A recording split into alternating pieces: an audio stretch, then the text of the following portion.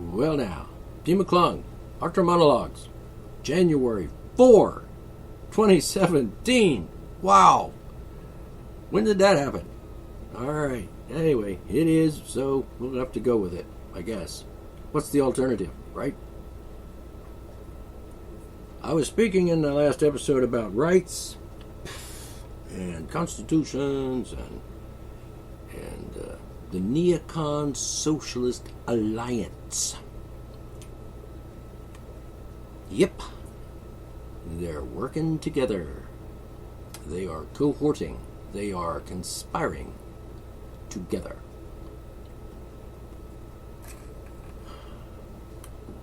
What amazes me is that people actually fall for it. They actually think that there's two sides. That there's only two sides. For example, the neocons believe A to be so, and the socialists, liberals, the progressives. I remember what the word liberal means. It used to mean open-minded and, reasonable. That is to say, capable of reasoning logically. Anyhow, I don't find anything reasonable in being a socialist. Or, I don't even find anything reasonable about being a freaking neocon, Nazi, fascist, police state bastard either.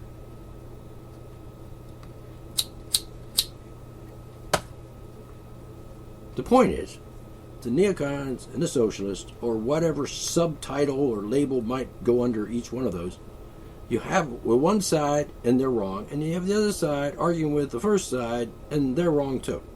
So you got two people, both of which are wrong, arguing with each other. Which, to my way of thinking, is fine, because, why don't you just actually come to fisticuffs and kill each other? And the world would be a hell of a lot better place to live, and we'd all be free.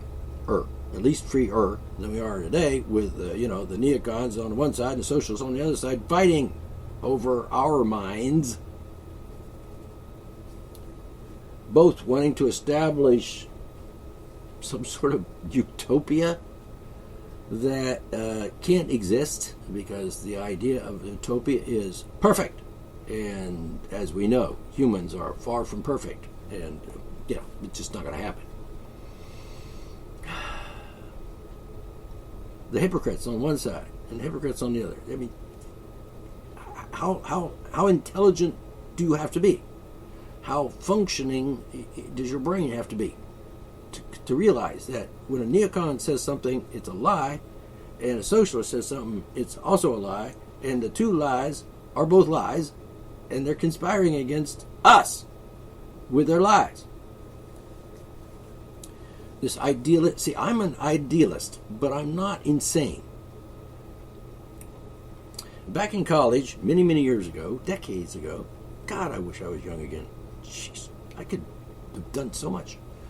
Anyway, you have the neocons saying we need smaller government, we need government out of our business, and then turn around and say we want the government to force everybody to live the way we want them to, and in which case is that abortion, for example, should be banned by the government, which is like saying they want the government to tell us how to live. And they don't see the contradiction in that? Does that tell you something about their mentality, their intellect, or lack of thereof? Because that's just not the way it's supposed to. Just no. It's like you believe in freedom or you don't. And if you believe in freedom, you can't be a fucking neocon. And I guess this other word come in here lately is like alt-right, and I forget what the... I'm assuming that there's also the alt-left, and, I kind of think it's like this. let's see if I can paint a picture or an example of some sort. Like, okay, we have the one guy on the one side that says that the sky is not up. And then we have the guy on the other side saying, that hurts my feelings that you said that. Huh? That wasn't a great example. That's like saying, the neocons saying, want freedom, want the government out of our business, it should be limited, it should be small, it should be this. And then, pay your income taxes, people.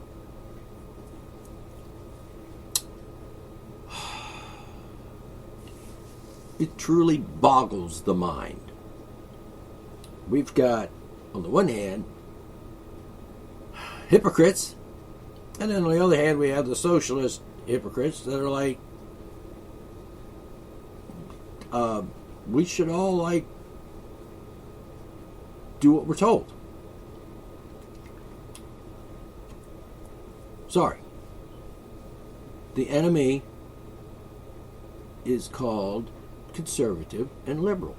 They're both fucking insane. Not too bright. Retarded. Clinically retarded. I'm not saying it as a slur. It's not like calling someone a bad name, like, the N-word.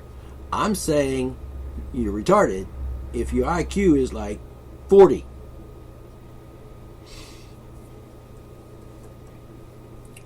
It's a clinical word. It used to be in the psychology or psychiatry manuals as a legitimate description or diagnosis of a person who is not smart or who is lacking in IQ points. Like, if you're in a single-digit IQ point range, you're not listening to this show because, for one thing, you're practically a vegetable.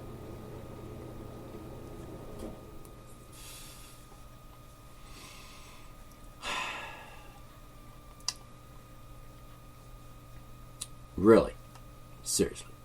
So, the point is, I'm saying, is clear. It's clear, duh, that they're both wrong. And what are we going to do about that? Well, for one thing, I'm not buying into either side.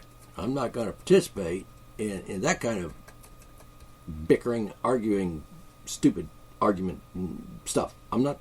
No. I'm not. It's just silly. Now, I'll take on both sides, okay?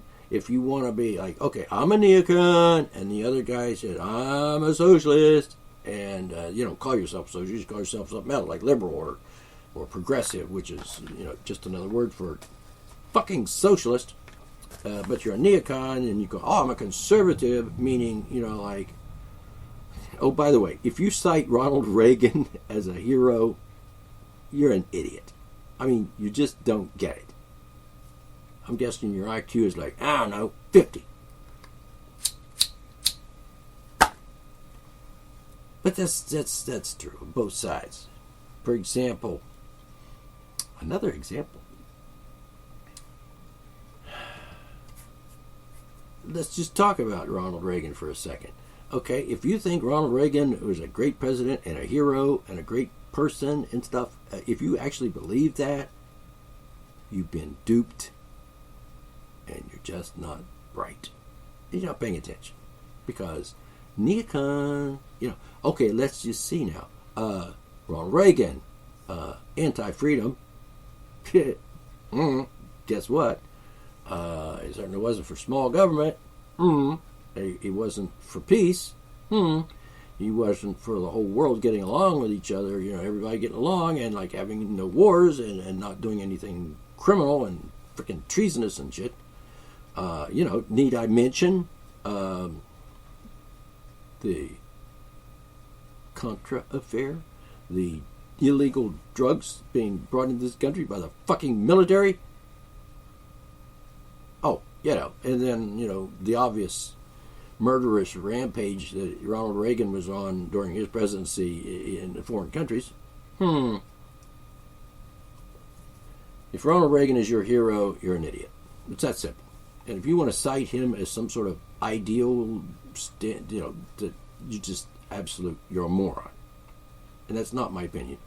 The evidence says you're a moron, and you are. All right, so I'm not going to be a Republican or a Democrat, because that's just a cover word for the same thing.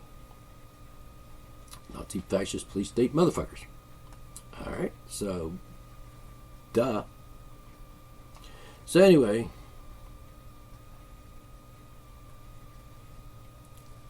all right, hold on.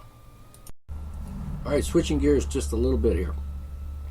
I just got an email from change.org. Someone wants me to sign a petition. The petition, the gist of it is they wanted me to sign a petition making it some sort of law that or minimum or requirement that anyone who runs for public office must release their income tax returns, to the public. This is a big deal because they were clamoring for Donald Trump to release his income tax return. And I'm telling you that, if you think that should be a requirement to run for office, fuck you. You're a fucking idiot. But sorry about that outburst. It just boggles the mind what some people think is important. And they think they're right. And as I was talking about before, you got the freaking nuts on one side and the lunatics on the other, or lunatics on one side and the psychopaths on the other, whichever way you want to label them. Ooh, that was a loud one. For example, not an example. It's just a straight out factual statement. There's no law requiring anyone to release their private personal information, financial information. In the first place, if I ran for public office in West Virginia, for example, I couldn't release my income tax returns because I don't have any. Because the income tax doesn't apply to me. It applies to corporations.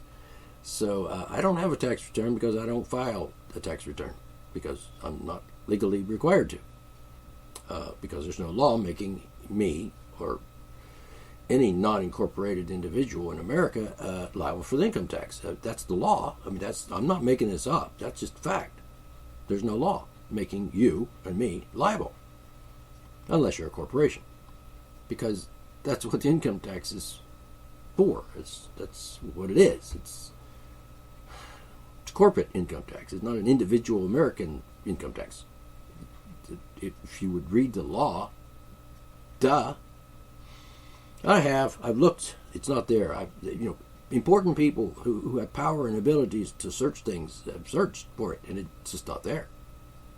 There was a senator, Ayakawa, something. You sounded like an Hawaiian name, who I believe was maybe California.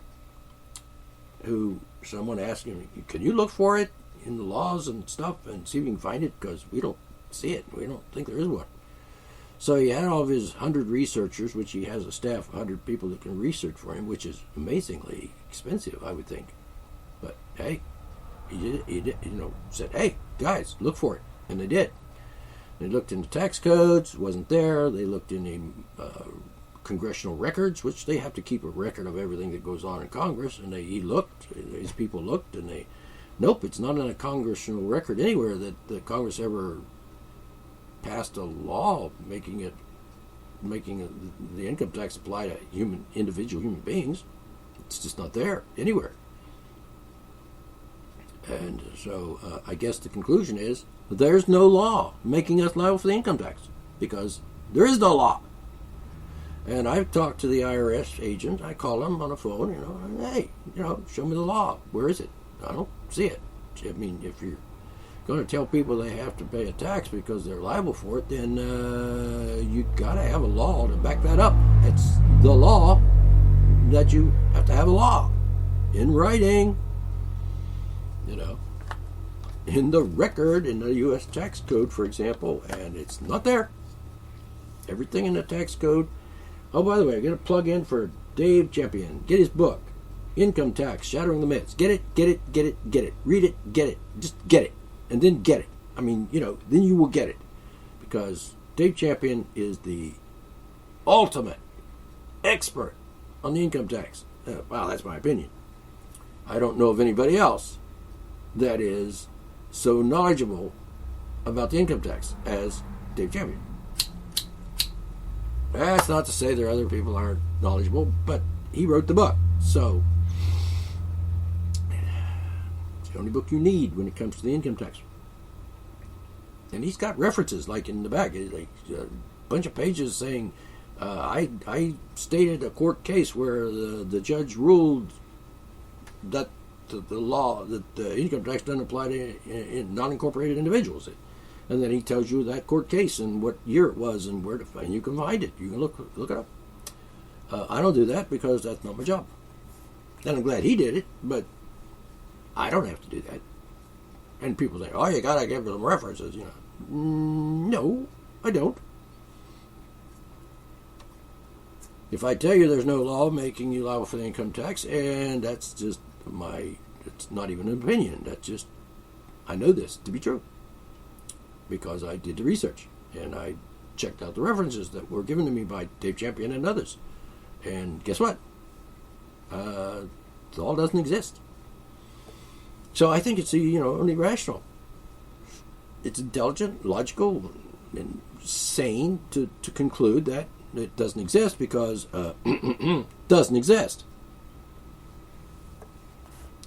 So anyway, I can't reveal my tax returns. I can't do it because I don't have any. I mean, I haven't had any for years because I don't know a tax, and why would I file a tax return on something I don't owe? I mean, it's just ridiculous. Now, I realize that a lot of people have they work somewhere, and their employer takes tax deductions out of their paycheck, which is, by the way, illegal, and they're really not allowed to do that. But we know that the government doesn't obey the law. They do whatever the fuck they want, even if it's like totally criminal, treasonous, psychopathic kind of crazy shit, nonsense. They do it, they get away with it because American people are so, well, I was going to say stupid, but I mean, they're just wimpy because about 50 million people would say, it's not a law, there's no law, it doesn't exist, we looked and we found there's none there, we know it doesn't exist, so we're not doing that anymore, people. There might be upwards of 30 million people in this country that know there's no law and don't file an income tax return because they aren't required to, because they're not corporations. Anyway, get the book, Dave Champion. Income Tax Shattering the Myths. Get it. Read it. It might cost you a few bucks, but hey, it's like getting a college degree in the income tax. And then you will be knowledgeable.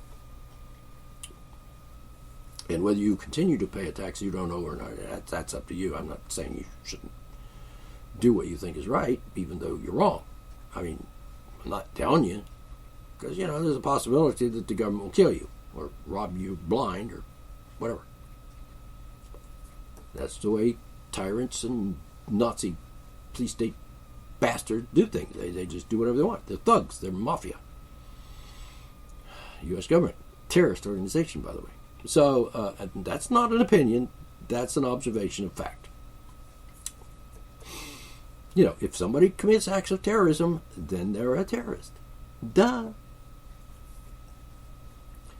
And so forth. So anyway,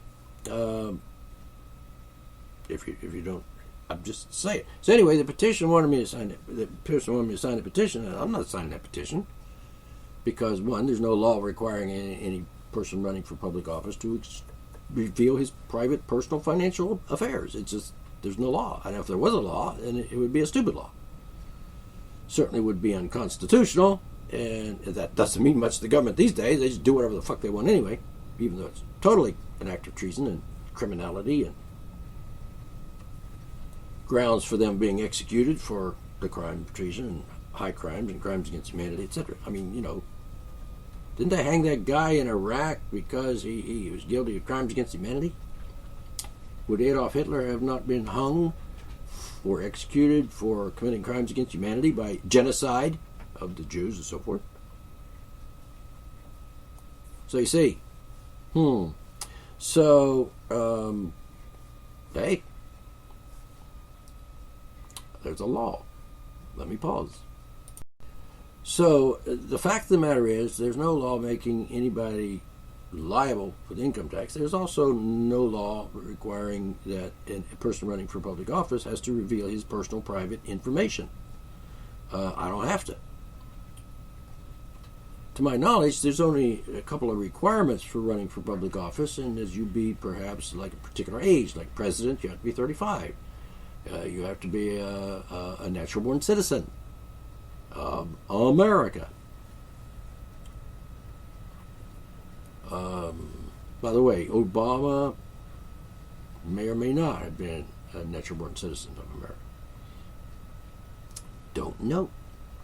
Don't have enough information. I know. We're not going to bring that up again, but I mean, I get the point. Speaking of Obama and his birth certificate and all that stuff, I understand that it's important that he proves that he's a citizen and eligible to be run for president and be a president, and the time for that is over because he's not going to be president anymore after 3 weeks. But the problem I have with that birther thing, or that birth certificate thing, is that he never did show the real one. He didn't. It just never happened. And it was something he presented on there. His people presented as some sort of fake forgery thing. That's fraud, by the way, which is a crime, and you're not allowed to be president if you commit fraud. Duh. That's like a law. So as far as him being, his mother was American, right? Mother was born in America. She's an American citizen, right? Now maybe she wasn't an American citizen when she lived in Africa or somewhere, Kenya or someplace. I don't think you just not be a citizen, because if you're born here, you're born here. So if one parent is a citizen, I know they have all kind of arguments. They think, oh, that's not the case. This is not true. In this situation, under the circumstances, blah, blah, blah, yada, yada, yada. Well, the fact is, I'm satisfied. If his mother was an American, he's an American. He's lived here all his life, so it makes him sort of an indigenous person.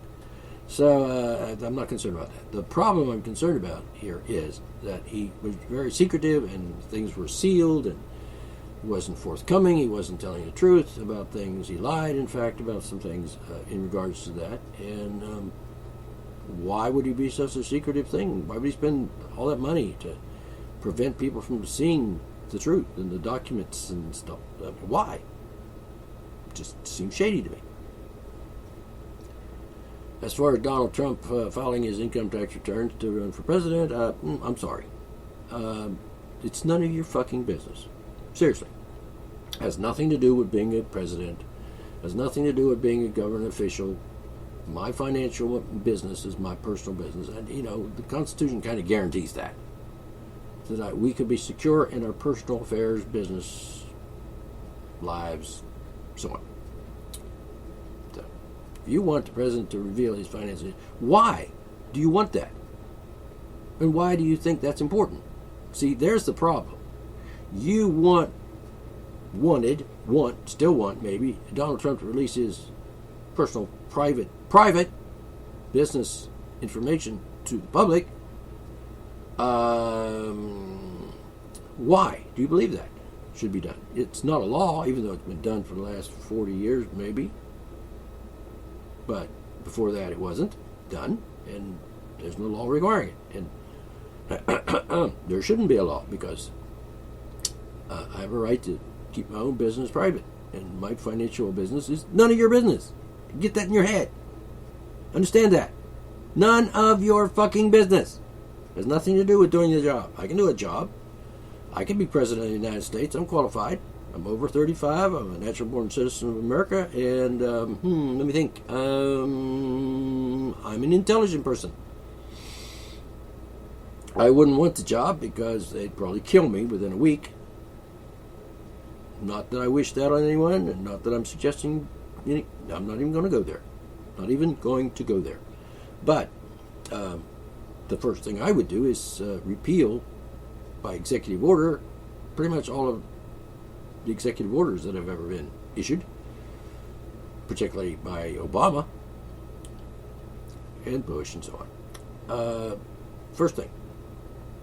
And because the president is not allowed to, make laws. It's not his job. So an executive order, if it rises to the title of being a law, then he's violated the Constitution, he's violated his oath of office, and he's a criminal and a traitor. And I mean traitor in the sense of a traitor to America, a traitor to freedom. He's betrayed the Constitution, his oath of office, blah, blah, blah. So, okay. So I'm not signing the petition because that's just stupid. And how do they get this idea in their head that the presidential candidates or any government official running for office should reveal that personal private information? What would even be comparable to that? Let's see. Everybody running for president should post a picture of themselves butt naked on the internet in order to be a viable candidate for president. You see how silly that is? Everybody running for president should be required to reveal how often they've had sex with their spouse, or release any sex videos that they happen to have made in the privacy of their bedroom.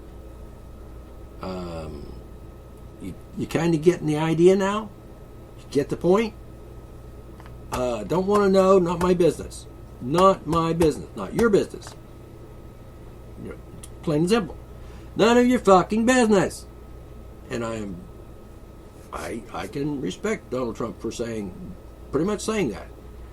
I would, but I'm not going to. And maybe I will later, but I'm not doing it because he mentioned something about being audited and all that stuff. And probably not a good idea to release your freaking income tax return. Why does he even have an income tax return? I'm sure, well, probably is a corporation. Yeah. Donald Trump corporations. I won't get into that, but he could maybe release his corporate tax returns. Individually, as in a private civilian person, no. And I don't want to know. It's not my business to know. So why would you want a petition? I'm not signing it, so fuck off with that petition. It's stupid. It's ridiculous. You follow me? I'm not going to change my mind about this, by the way. In other words, period. Case closed. That's all. Catch you next time.